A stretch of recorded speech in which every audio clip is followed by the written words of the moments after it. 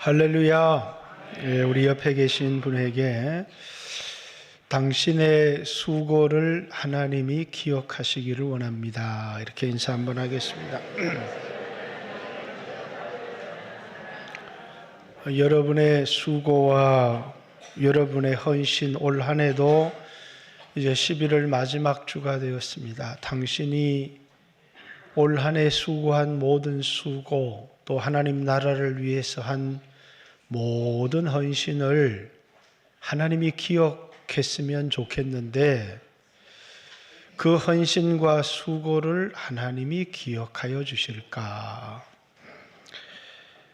솔로몬이라고 하는 전도자가 전도서 1장 3절에 보면 이 땅에서 사람들이 수고하는 그 수고가 자기에게, 사람들에게 무엇이 유익한가, 이렇게 무엇이, 내가 이 땅에서 땀 흘리고 헌신하고 하는 수고가 나한테 어떤 유익이 있는가, 무엇이 나한테 유익한가, 이렇게 질문하고 있습니다. 해 아래서 사람들의 그 수고가 자기에게 무엇이 유익한가. 14절에는 인간의 모든 수고가 하는 일들이 마치 바람을 잡으려는 것과 같다. 이렇게 바람이 잡히지 않잖아요.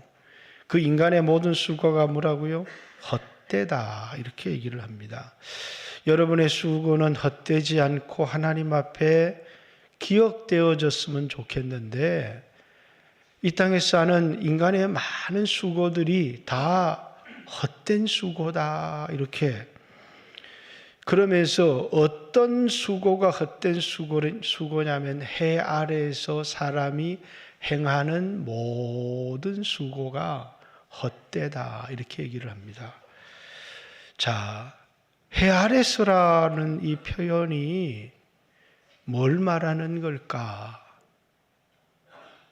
예수 믿기 전에 내가 했던 그 모든 수고가 헛되다는 말일까?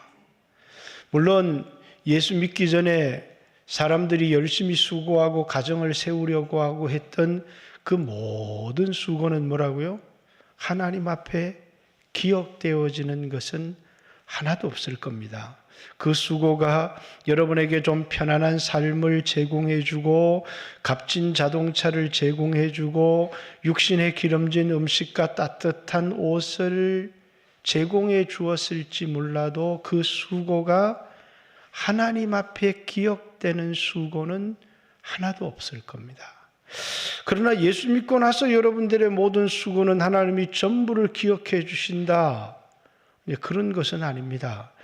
해 아래서라고 하는 이 표현은 예수 믿기 전에는 해 아래서, 예수 믿고 난 다음에는 해 아래서가 아니라 하나님을 기억하고 살아가는 삶이었으면 그 수고가 하나님 앞에 기억될 수 있겠지만, 예수를 믿은 여러분과 저 이 땅에 수없는 그리스도인들이 여전히 그 수고가 이 땅에 예수 믿지 않는 사람들의 수고와 다를 바가 없는 헛된 수고를 하는 사람들이 너무너무 많기 때문에, 그래서 해 아래서라는 이 표현은 예수 믿기 전과 예수 믿고 난 이후를 구별하는 단어는 아닙니다. 다시 말해서 해 아래서라고 하는 것은 육신적인 것, 땅의 것을 구하며 살아가는 그 삶이 솔로몬이 고백하고 있는 것처럼 지식도 얻어보았고 쾌락도 얻어보았고 돈도 얻어보았고 했지만 그 모든 것이 허무하고 헛되더라. 이렇게 자기를 위하여 했던 모든 수고가 자기에게는 아무런 유익이 없었고 헛되었다. 마치 바람을 잡는다라고 하는 것은 이 수고를 통해서 내가 얻고자 했던 것은 궁극적으로는 바람을 잡는 것 같아서 아무것도 얻지를 못하였다. 우리 속담에도 공술의 공수거라고 빈손으로 왔다가 이 땅에서 진탕 수고하고 내가 이 땅에서 좀 짧은 인생 기름진 음식을 먹을 수 있고 또 따뜻한 옷을 입을 수 있지만 아무것도 가지고 갈 수 없는 그 수고를 성경에는 헛된 수고, 요한복음 16장 27절에는 썩을 양식을 위하여 일하는 수고, 이렇게 이야기를 합니다. 여러분 올 한 해를 살아오면서 여러분은 열심히 살았을 겁니다. 그 수고, 그 헌신, 그것을 여러분에게 따뜻한 옷도 편안한 삶도 주었을지 모르지만 그 수고는 하나님이 기억하실까요? 그 수고를 하나님이 기쁘게 받으실 수 있을까? 올 한 해 여러분이 힘쓰고 있었던 모든 삶을 돌아보면서 오늘 말씀을 좀 들었으면 좋겠습니다. 지난주 우리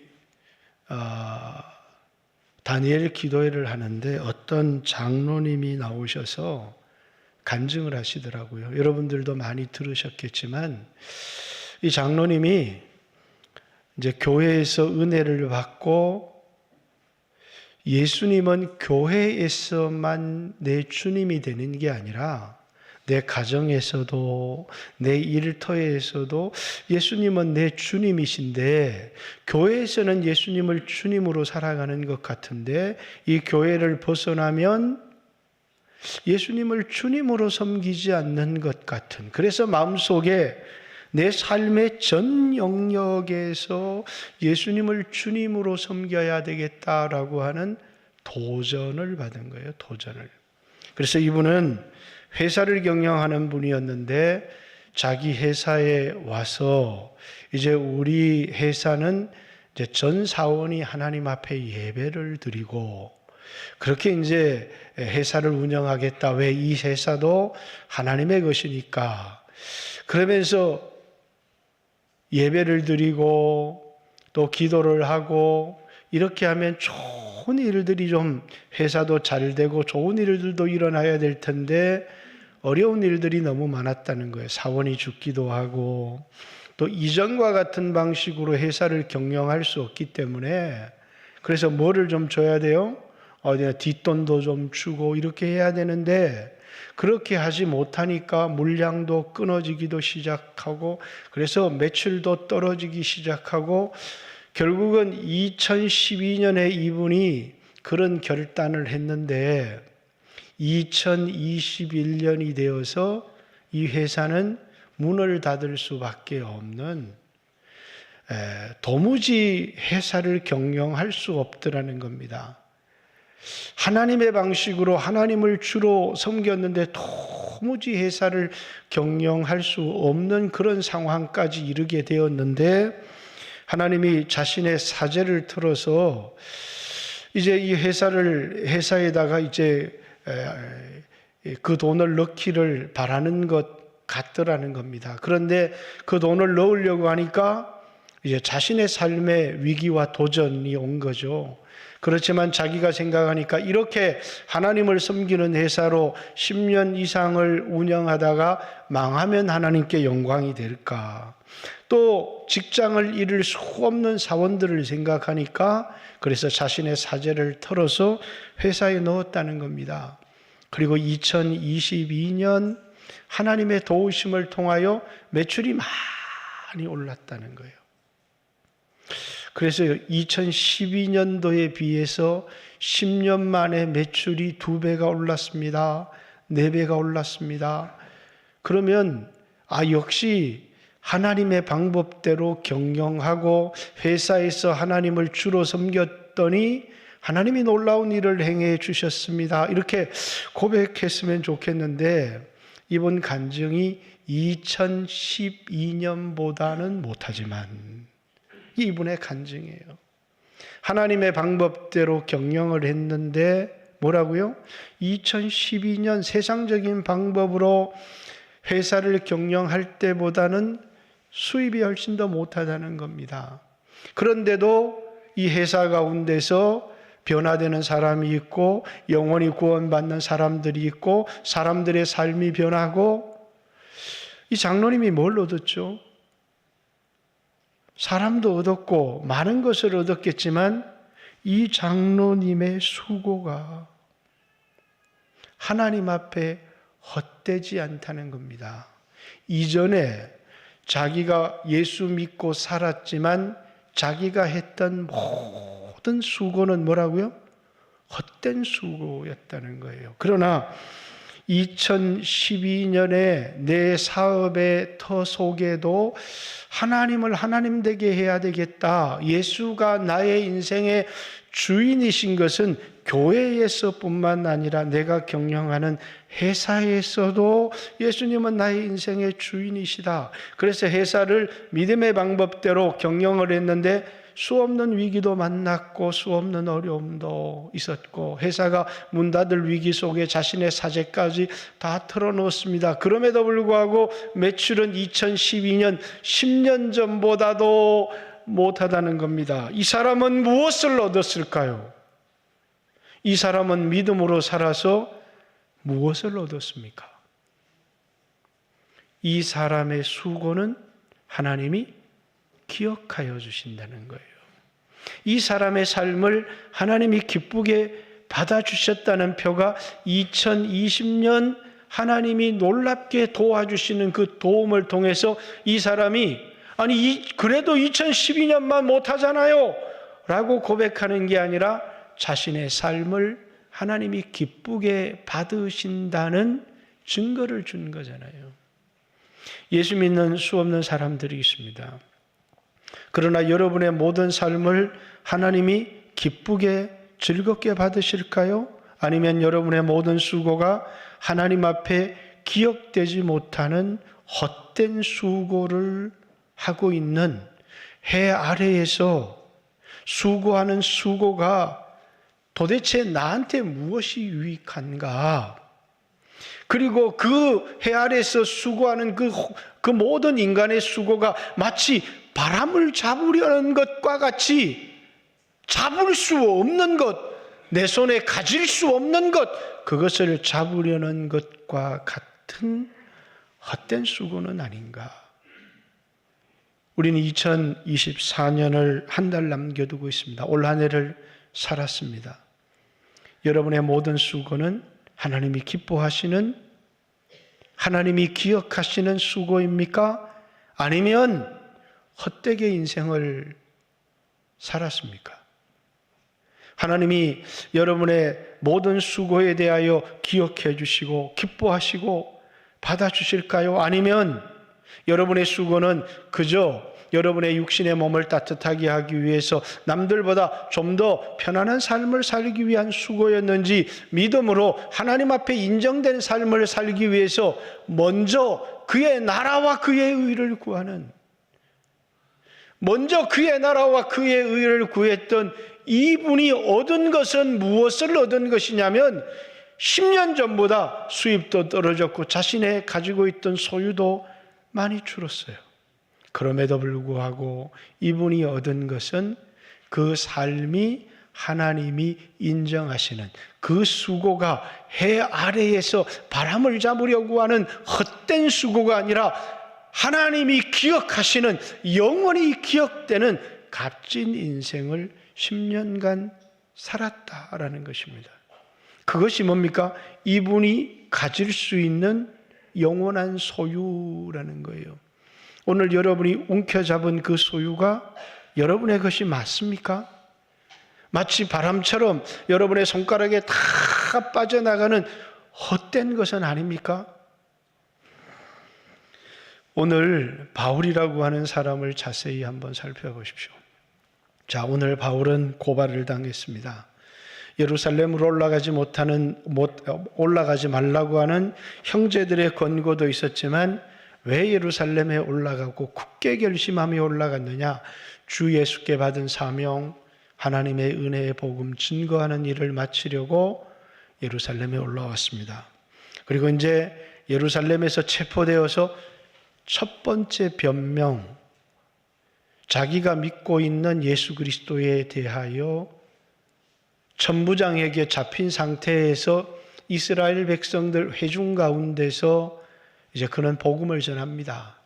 그가 처음 전했던 복음은 그가 어떻게 부활의 예수님을 만나게 되었고, 나도, 바울의 말로 나도 만약에 부활의 예수님을 만나지 못했으면 여러분들과 똑같았을 텐데 부활의 예수님을 만나고 그분이 나에게 말씀해 주셨기 때문에 나는 이런 사람이 되었습니다 라는 것이 그의 첫 번째 자신의 인생에 대한 변증이었습니다. 그 다음에 산헤드린 공회 앞에서 변증을 합니다. 그 공회에는 바리새인도 있었고 그리고 사두개인도 있었습니다. 그 속에 반은 사두개인이요 반은 바리새인인 것을 보고 죽은 자의 소망, 부활에 관한 것을 인하여서 내가 오늘 이 신문을 받습니다.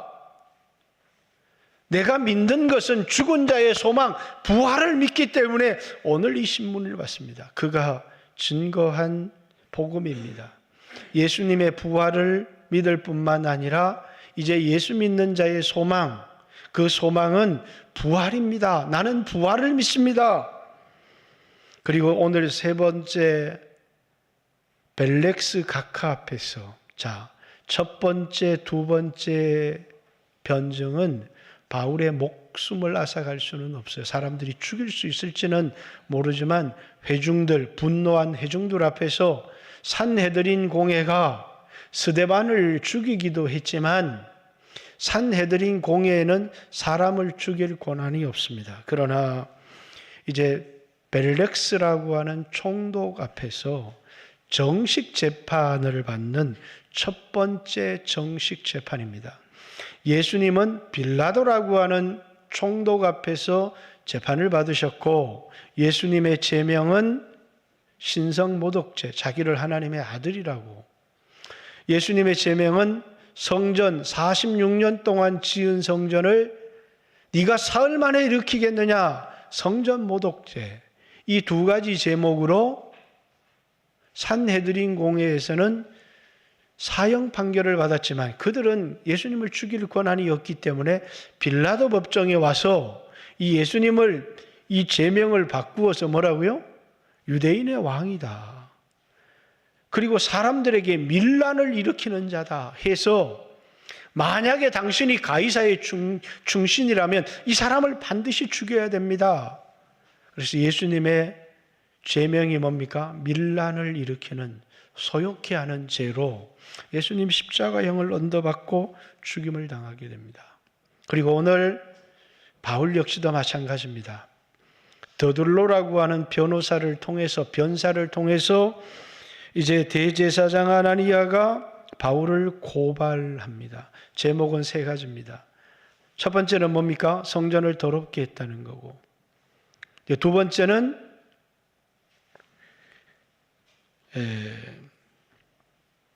나사렛 이단의 우두머리. 5절부터 우리가 보니 이 사람은 전염병 같은 자다.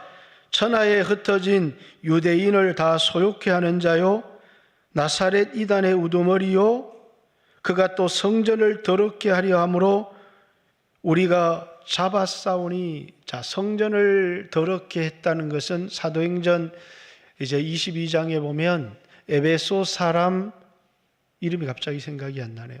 그 사람과 함께 있는 것을 보고 그 이방인을 유대인의 성전에 데려갔다고 착각을 했습니다. 그리고 이제 두 번째는 나사렛 이단의 개수, 그리고 세 번째는 소욕케 하는 자. 어떤 것도 사도 바울을 죽일 제목은 없지만 중요한 것은 소요를 일으켰다라는 겁니다.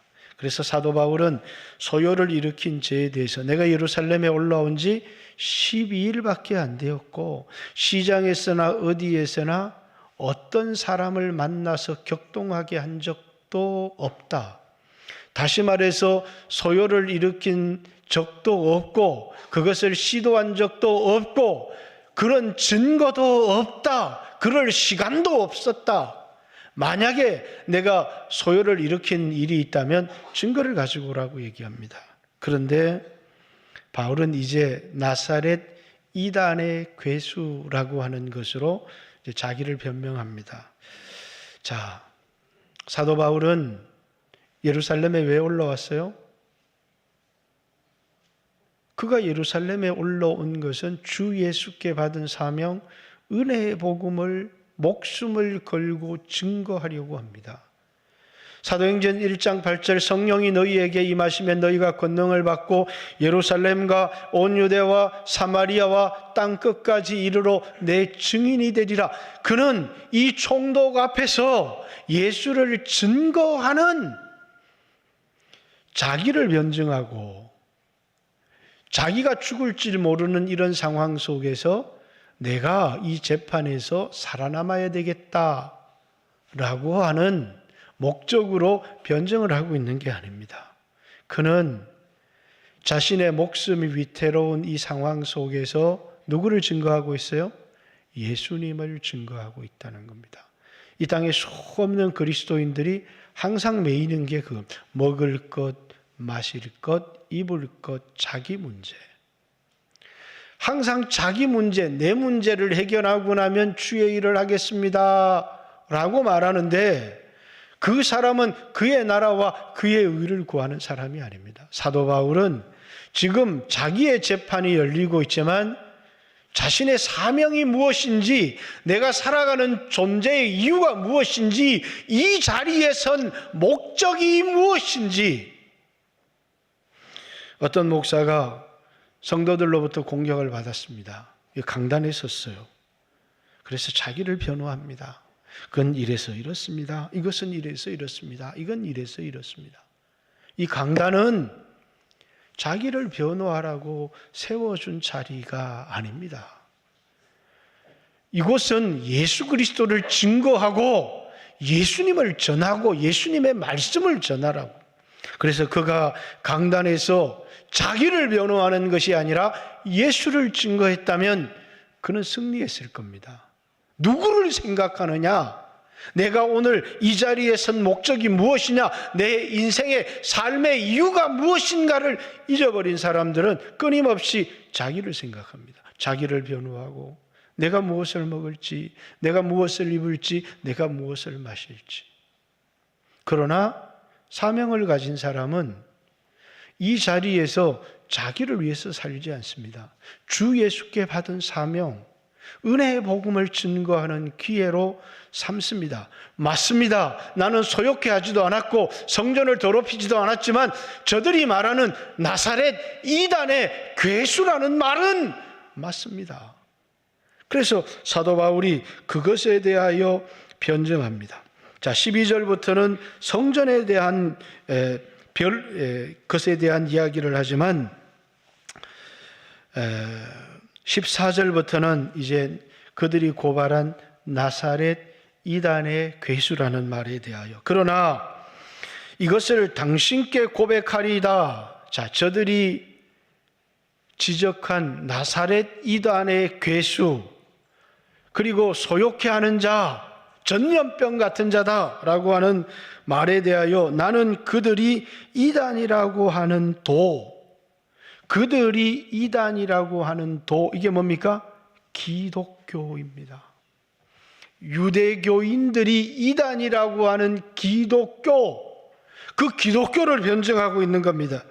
이단이라고 하는 도를 따라 조상의 하나님을 섬기고 율법과 선지자들의 글에 기록된 것을 다 믿으며 그들이 기다리는 바 하나님을 향한 소망을 나도 가졌으니 곧 의인과 악인의 부활이 있으리라 함입니다. 이것으로 말미암아 나도 하나님과 사람에 대하여 항상 양심의 거리낌이 없기를 힘씁니다. 하나님을 섬겨요. 이단이라고 하는 도를 따라 조상의 하나님을 섬기고 저들도 하나님을 섬기고 나도 하나님을 섬깁니다. 그들이 나를 이단의 도를 따르는 사람이라고 하는데 그들도 하나님, 나도 하나님을 섬기는데 섬기는 방법이 다를 뿐입니다. 그래서 예수님은 제자들에게 너희를 채찍질하고 감옥에 가두고 죽이면서 그들이 생각하기를 이것이 하나님을 섬기는 예라 하리라. 그들이 하나님을 섬기기 위해서 제자들을 채찍질도 하고 죽이는 겁니다. 그리고 사도 바울도 하나님을 섬기기 위해서, 수없는 제자들도 하나님을 섬기기 위해서, 그런데 섬기는 방식이 다른 겁니다. 자, 그들은 이 섬김을 통해서 내가 복을 얻기를 원합니다. 자, 이 섬김의 목적이 뭡니까? 나입니다. 나. 그러나 기독교는 섬김의 목적이 내가 아닙니다. 여러분이 하나님을 섬기는 그 섬김, 여러분이 수고하는 그 수고가 천국에서 해와 같이 빛났으면 좋겠는데, 그 섬김의 목적이 하나님을 하나님 되게 하는 것이 아니라 내가 복을 받는 것이라는 거예요. 그게 뭐라고요? 자기 열심입니다. 기복이고 인본입니다. 이것은 하나님을 섬기는 것이 아니다는 거예요. 그들은 이것이 하나님을 섬기는 것입니다 라고 하지만 그건 하나님을 섬기는 것이 아니다는 거예요. 하나님을 하나님 되게 하는 것이 하나님을 섬기는 것인데, 하나님을 사랑하기 때문에 하나님을 높이는 것이고 하나님을 영화롭게 하는 겁니다. 나도 우리 조상들을 따라 하나님을 섬기는데, 그들이 믿는 것처럼 율법도 믿고 선지자의 글도 다 믿습니다. 다 믿는다는 거예요. 그런데 율법에 대한 해석이 다릅니다. 자, 선지자에 대한 해석이 다릅니다. 선지자들은 메시아가 올 것이라고 했는데, 바울은 그 메시아가 예수입니다. 율법을 지켜야 구원을 얻는다고 했는데, 예수 그리스도를 믿음으로, 예수는 율법의 마침이 되고 예수를 믿음으로 구원을 얻습니다. 똑같이 하나님을 섬기지만 율법과 선지자를 해석하는 것이 전혀 다릅니다. 일본을 갔더니 거기 하나님을 섬기는 사람들이 참 많아요. 그들은 나름대로 열심히 하나님을 섬기고 있어요. 그들이 이 설교를 듣는지는 모르겠습니다. 그들의 섬김을 하나님이 기억하실까요? 그런 생각을 해봤습니다. 자, 그들을 위로해 주십시오. 그래서 위로하는 말을 하려고 하는데, 그들의 섬김을 하나님이 기억하실까? 하나님을 섬기되 하나님의 방법대로 하나님을 섬겨야 되거든요. 다윗이 정성을 다해서 하나님을 섬기기 위해서 벌게를 모시기 위해서 수레를 만들었습니다. 이스라엘 백성들 가운데 뺀무리 3천을 통해서 벌게를 다윗성으로 운송하는데, 그 섬김을 하나님이 기뻐하지 않습니다. 그만 이 나곤의 타작마당에 이를 때, 그 수레를 실은 소가 뛸 때 웃사가 그 벗개를 잡았더니 즉사했어요. 그래서 그것을 베레스 웃사, 하나님을 섬기는데 하나님이 진노하시는 거예요. 왜? 하나님의 방법대로 섬기지 않기 때문이죠. 그래서 하나님의 방법대로 어떻게 섬길까? 벗개를 오베데돔의 집에 있다가 이제 성경을 읽어보니까 벗개는 수레에다가 실는 게 아니에요. 제사장들이 매는 겁니다. 제사장들이 벗개를 맵니다.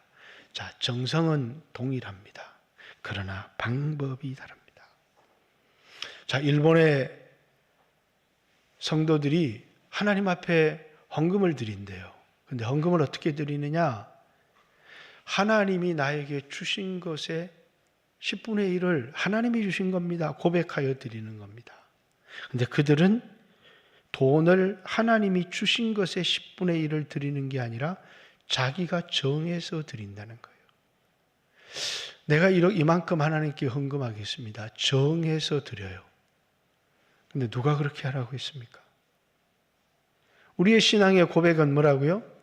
하나님께 드리는 것은 내가 정하는 게 아닙니다.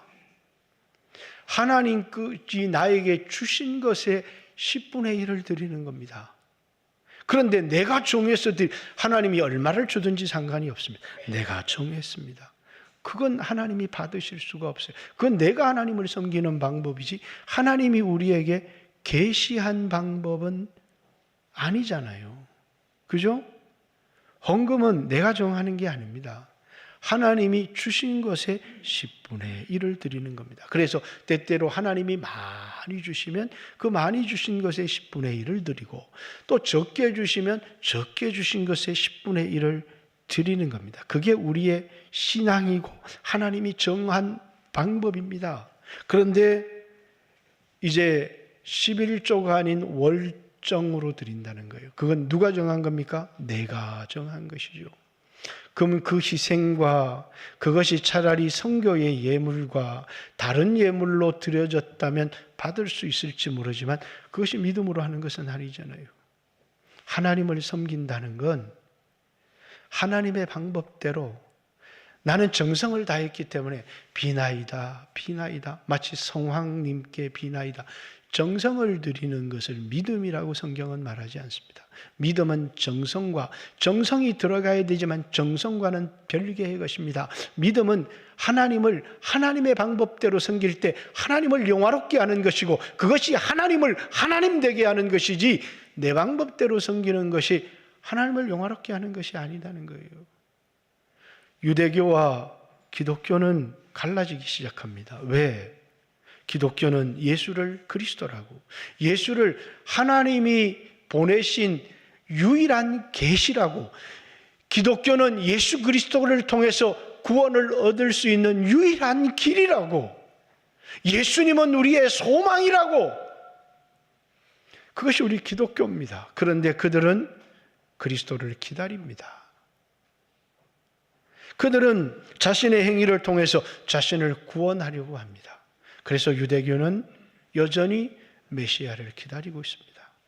그런데 어느 날 그들은 그들이 찌른 자를 바라보고 그분이 메시아라는 사실을 깨닫는 날이 올 것이라고 선지서에 우리에게 얘기를 하고 있습니다. 하나님을 섬기되 어떻게 섬겨야 된다고요? 정성만 가지고 하나님을 섬기는 게 아닙니다.